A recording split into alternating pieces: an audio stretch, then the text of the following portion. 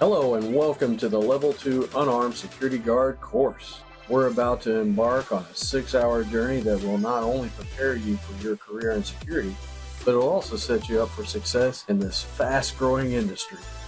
By the end of this course, you'll be equipped with the knowledge and confidence you need to stand tall and serve as a licensed security officer in this great state of Texas. Let's do this.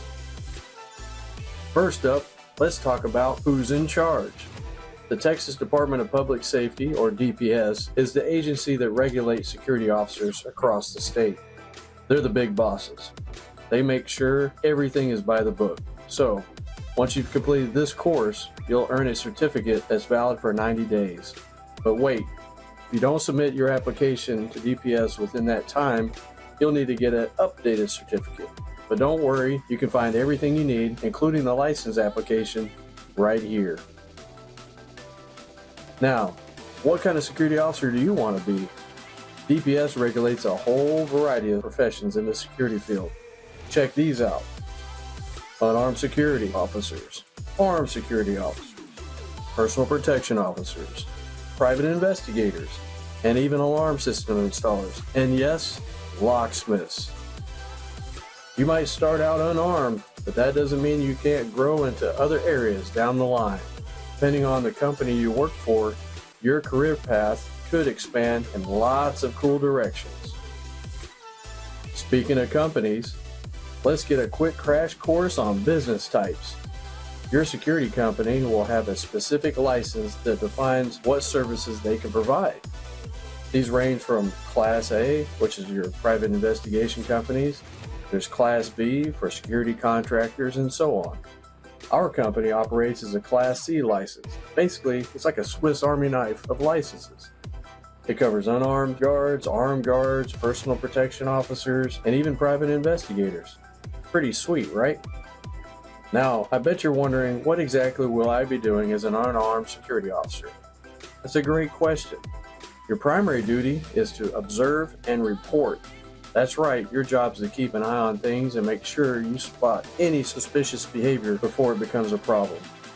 You'll be keeping properties safe, checking visitors, you'll be checking vehicles, parking lots, conducting patrols, responding to emergencies, and documenting everything.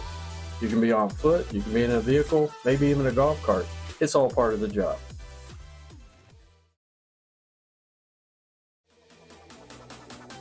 Emergencies? Yeah, they can happen. And when they do, everyone will be looking to you for answers. It's crucial to familiarize yourself with the emergency procedures at your job site. Here are a few situations you might encounter. You can encounter an active shooter, a fire, a tornado, maybe a suspicious package, or even an injured person. Remember, when you put on that uniform, you're the go-to person for answers. Knowing what to do in an emergency could save lives, so take the time to learn those procedures like a pro. One last thing before we wrap up, documentation is key. You'll be observing, you'll be reporting, and you'll be responsible for writing everything down. If it happens on your watch, make sure you document it properly. This can be the difference between resolving a situation smoothly or getting stuck in a heap of trouble. So are you ready to take on the responsibility, the skills, and the know-how to be a top-notch unarmed security guard? By the end of this course, you'll be more than ready to protect and serve. And yeah, you might even have some fun along the way. Let's get started.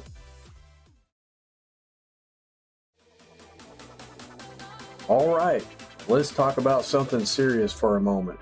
Arresting someone. Now, as an unarmed security officer, it's not your primary duty to make arrests, but there may come a time when the situation requires it. So let's make sure you know the law before you find yourself in this situation. According to Article 14.01 Alpha of the Texas Code of Criminal Procedures, a peace officer or any other person, yep, that includes you, may, without a warrant, arrest an offender when the offense is committed in your presence or within your view, as long as the offense is a felony or an offense against public peace. So, if you witness a crime like that happening in front of you, the law gives you the green light. But hold up, you're probably thinking, do I have to read them their rights? Am I going to have to play cop here? Well, the answer is no. You don't need to read those Miranda rights or go full detective or anything. What you will need to do is be assertive and use your command voice.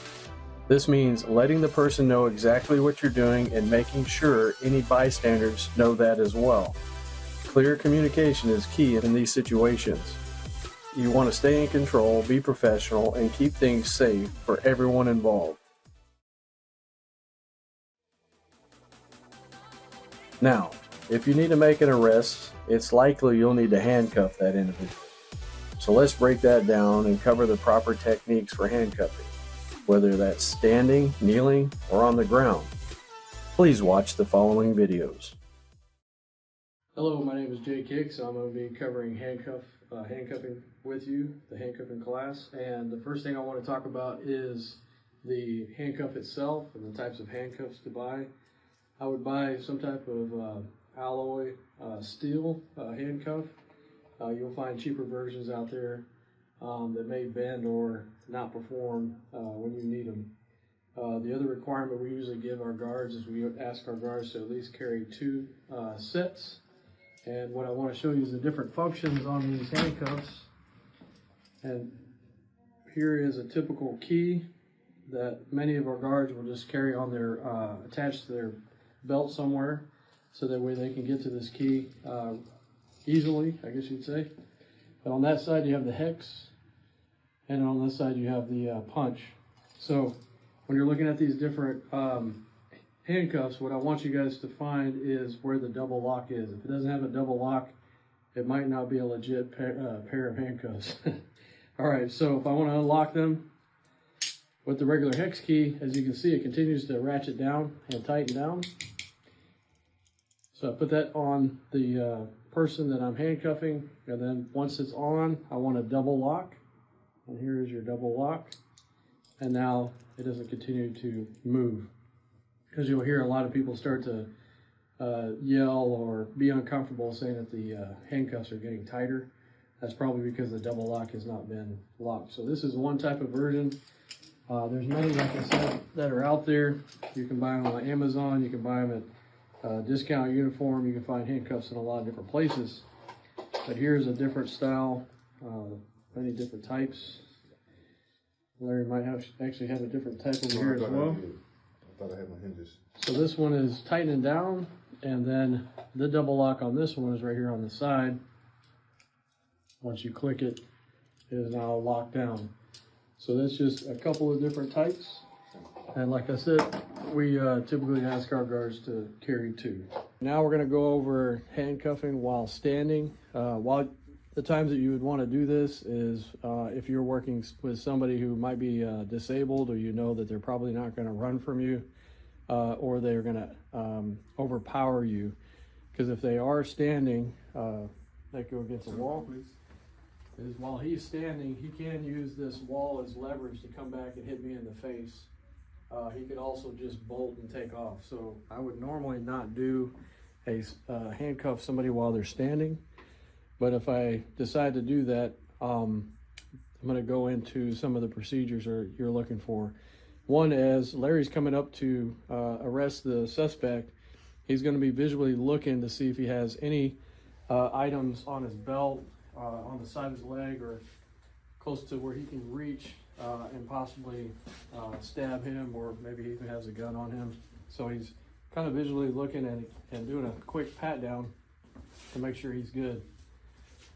He's going to do a much more thorough pat down after he is arrested. So he's got a safe distance. Right now, Larry is armed, but whether you're armed or unarmed, you're going to come up from behind the suspect. He did his cursory search, and now he's going to have his handcuffs ready. He's going to have the open facing towards the person's wrist. And now he's going to go ahead and apply the handcuffing. He's already done his verbal commands of saying he's under arrest. He's now spreading his leg, and he's getting him a little bit away from the wall to take the balance away from the suspect. He's going to place the cuffs, he'll ratchet it back around, and now he grabs the other hand, and now the suspect is pretty much off balance. If he needed to, you could just dump him against the wall. Once he's secured the handcuffs, he's going to go ahead and double lock. Once he double locks, he's going to announce it. Handcuffs have been double locked. Yep, okay. They're double locked. We're going to turn them to the side right about there. Yep. And then Larry's going to finish patting him down now. I'll pat you down some more to make sure there's nothing in your pockets to hurt me or hurt you. Again, making sure you're giving out verbal commands. Check another side. All right.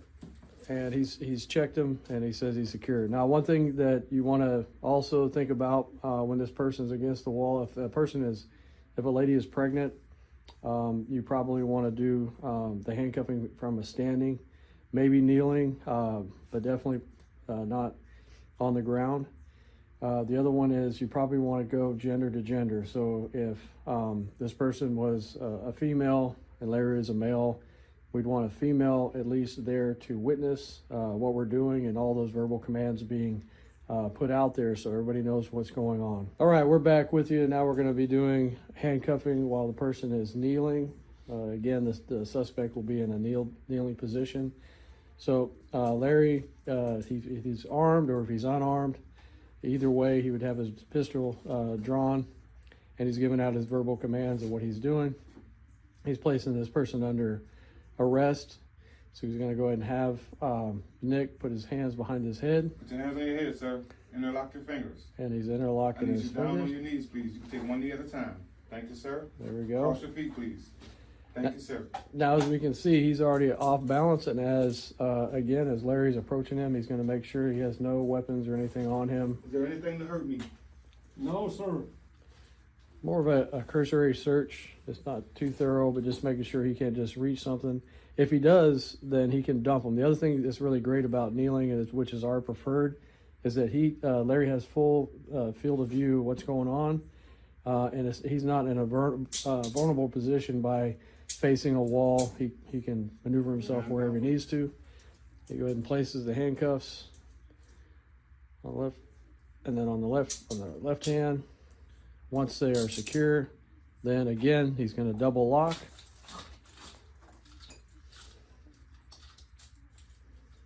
He's got them double locked.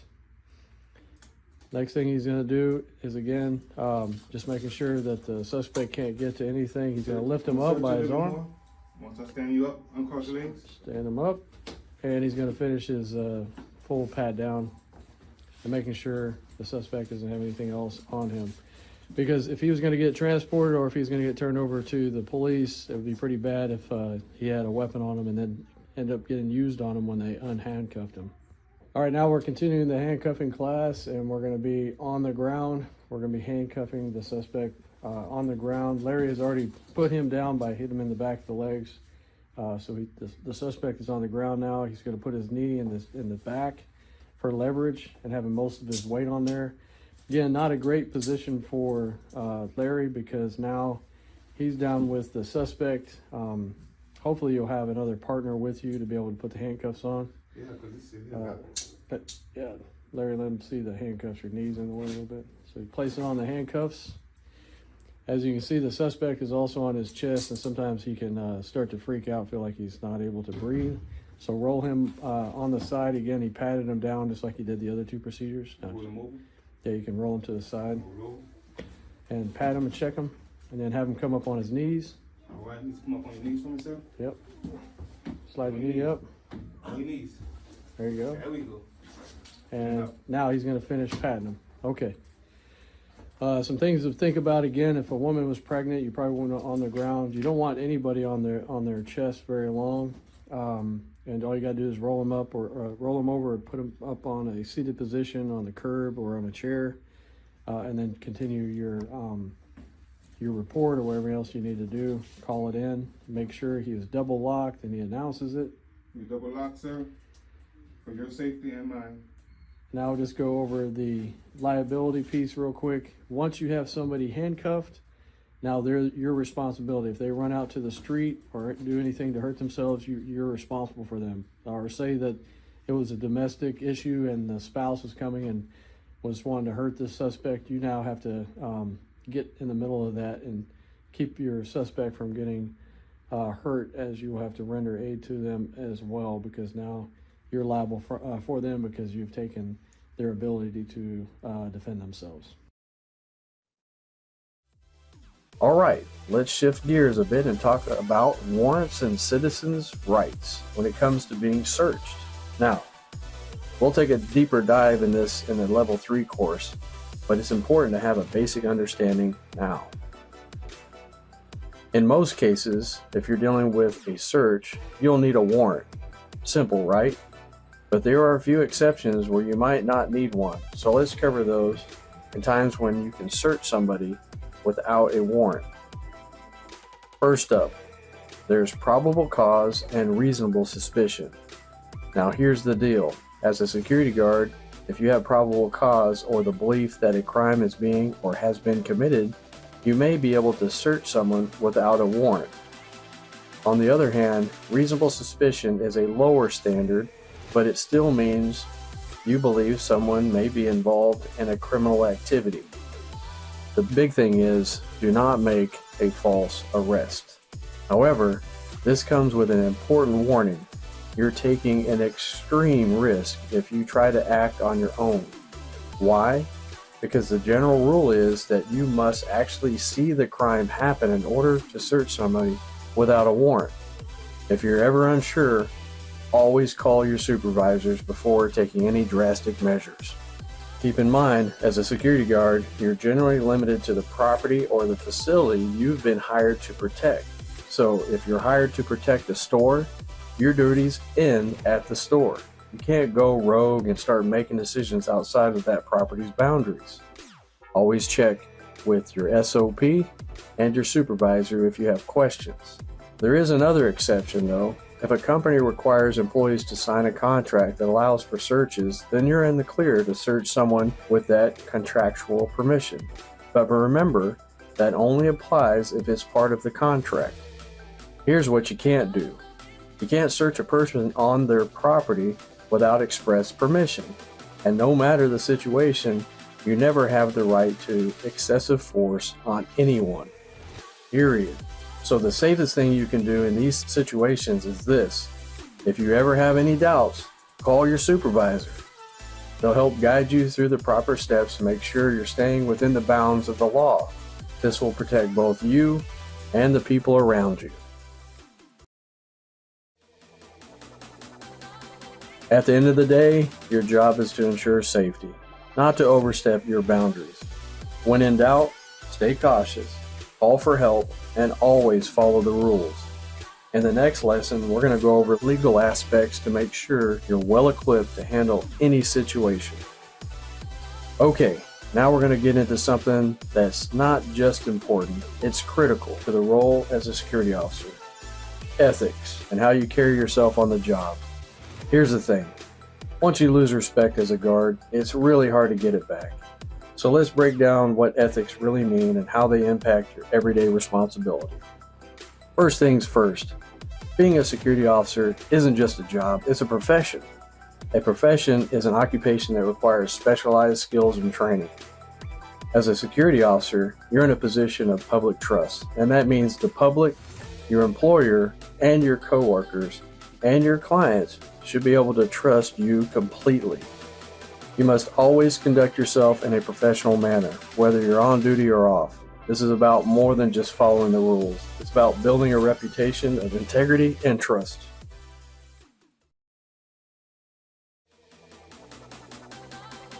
Okay, let's be real for a second. You're going to have to interact with some pretty challenging individuals, whether it's someone upset about a situation or just a regular person you see every day. As part of your role as a security officer is to remain calm and professional to keep encounters stress-free. Your goal is to persuade people to comply voluntarily. You'll need to use effective professional language and always examine your interact with others. It's a daily part of your job. Now, let's talk about what not to do. Unprofessional actions like giving in to greed or anger or ignoring feedback can get you into some serious trouble. Let me break these down a bit further. Giving in to greed, theft from your coworkers. Not only is this unethical, but it's also criminal. Trust me, you'll be facing criminal charges if you get caught, and you'll never regain that respect back. Giving in to anger. If you lose your cool and rise to the same level of emotions as the belligerent individual that you're trying to deal with, the situation will only escalate. Stay calm. It's your best tool to get people to voluntarily comply. Ignoring responsible critique. Even when situations end up well, you might get some feedback from your coworkers, supervisors, or even the public. Listen, critique helps you grow, even if you don't always agree with it.